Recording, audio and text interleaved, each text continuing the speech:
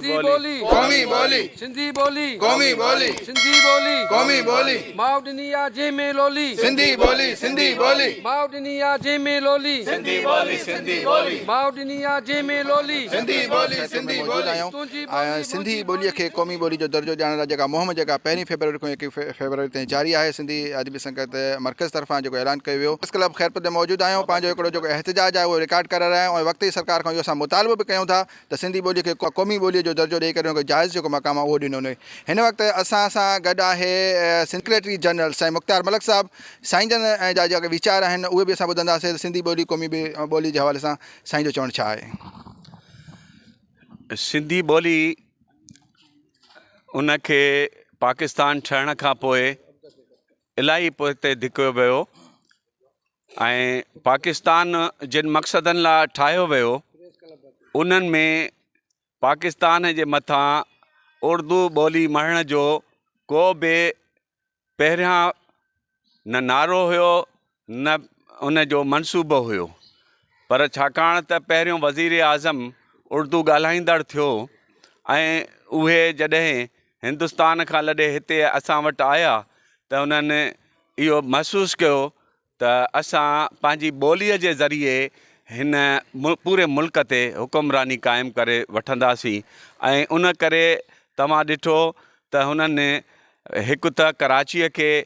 पूरे पाकिस्तान जो मर्कज़ ठाहे उते पंहिंजो कब्ज़ो ॼमायो ऐं उन खां पोइ सिंधी ॿोलीअ खे पोइते धिकेरियो ऐं बंगाली ॿोली बि इलाही पोइते हली वई, जंहिंजे नतीजे में बंगाल हिननि खां मुतालबा कया त असांजी ॿोली क़दीमी ॿोली आहे, उन सां इहो वर्ताव न कयो वञे, ॿोलियुनि खे इन मामले में विच में न आणियो। असां पाकिस्तान इन्हनि मक़सदनि लाइ न ठाहियो आहे,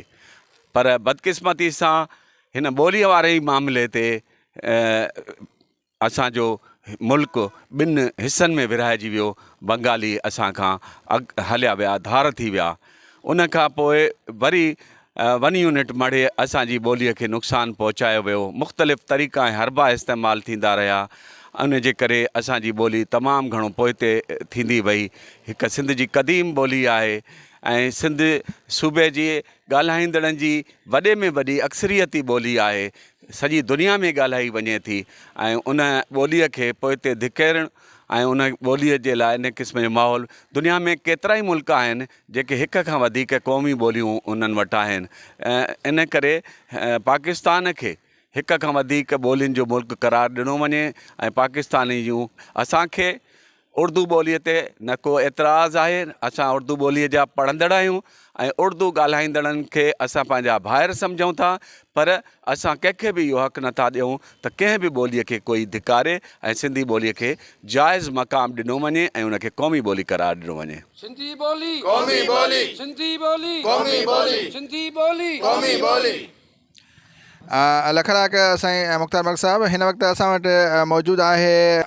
ज़िले ख़ैरपुर जो राब्ता सेक्रेटरी साईं ग़ुलाम अली आमिर साहिबु। साईं जन खां पुछंदासीं त सिंधी ॿोली क़ौमी ॿोली हवाले साईं जन जो छा चवणु आहे। साईं मुंहिंजा इन पाकिस्तान जे अंदरि त छा पर पूरी दुनिया जे अंदरि जेकी ॿोलियूं ॻाल्हायूं वञनि थियूं असां उन्हनि सभिनी ॿोलियुनि जो एतिराम था कयूं। असांखे कंहिं बि ॿोलीअ खां का बि किरब कान्हे, पर जीअं त ही पाकिस्तान ठहण खां त छा पर सदियूं पुराणी ॿोली आहे सिंधी ॿोली ऐं सिंध जो ही जेको इलाइक़ो हो उहो आज़ादु इलाइक़ो हो, पंहिंजी ॿोली रखे पियो जेका लिखी बि वञे थी, पढ़ी बि वञे थी, ॻाल्हाई बि वञे थी। त उन ॿोलीअ खे पाकिस्तान ठहण खां पोइ सोढ़ो करण जी कोशिशि कई वई ऐं इहा हिकिड़ी साज़िश हुई जो उन्हनि उर्दू ॿोलीअ खे साम्हूं हाणे क़ौमी ॿोली बणाए ऐं ॿियनि ॿोलियुनि सां नाजाइज़ी वारो वर्ताव कयो। असां मुतालबो था कयूं हिन मुल्क जे कर्ता धर्ताउनि खां त असां न रुगो सिंधी ॿोली पर हिते पाकिस्तान में जेकी बि ॿोलियूं लिखियूं पढ़ियूं वञनि थियूं या ॻाल्हायूं वञनि थियूं उन्हनि सभिनी खे क़ौमी ॿोलीअ जो दर्जो ॾिनो वञे। उन सां गॾोगॾु सिंधी ॿोली खे क़ौमी ॿोलीअ जो दर्जो ॾेई ऐं उन ते अमल करायो वञे। ऐं ॿियो मुतालबो आहे सिंध हुकूमत खां त असांजी सिंधी ॿोली जेका लाज़िम आहे हिन निसाब में, पर निजी तालीमी इदारा उनखे क़ौमी ॿोलीअ तौरु कोन था अप्लाई कनि। उन जे करे उन्हनि खे बि गुज़ारिश आहे त हर निजी इदारे तालीमी इदारे खे इहो बावर करायो वञे त सिंधी ॿोलीअ खे ज़रूरु ऐं लाज़िम पढ़ाइनि। महिरबानी। लख लाइक असांजे ग़ुलाम अली आमिर साहब। हिन वक़्तु असां वटि सिंधी अदबी संगत शाख खैरपुर जा इलाही सारा सीनियर दोस्त बि मौजूदु आहिनि, जंहिंमें अनवर परदेसी मौजूदु आहे, ख़ूबदुल्ला जागीरानी बि मौजूदु आहे, ऐं असांजो सेक्रेटरी कोलाब जी साईं आजिज़ ग़ुलाम रसूल अबड़ो साईं बि मौजूदु आहे, नदीम बलोच बि मौजूदु आहे। ऐं हिन वक़्तु मां दावत ॾींदुमि साईं आजिज़ ग़ुलाम रसूल अबड़ो साहिब खे त साईं बि अचे ऐं ॿोली जे हवाले सां साईं पंहिंजा वीचार वंडे। बिस्मिल्लाहिर्रहमानिर्रहीम। पाकिस्तान जे हुकूमत खां असीं मुतालबो था कयूं त जेके 4 सूबा आहिनि, सिंध आहे, बलोचिस्तान आहे, सरहद आहे, हिन में 4 इलाइक़ाई ॿोलियूं आहिनि, उन्हनि ॿोलियुनि खे क़ौमी दर्जे जो दर्जो ॾिनो वञे त जीअं। ऐं हिकिड़ो ॿियो मुतालबो आहे त 5 सालनि ताईं ॿार खे जेको आहे पंहिंजी मादरी ॿोलीअ में जेको आहे तालीम ॾिनी वञे।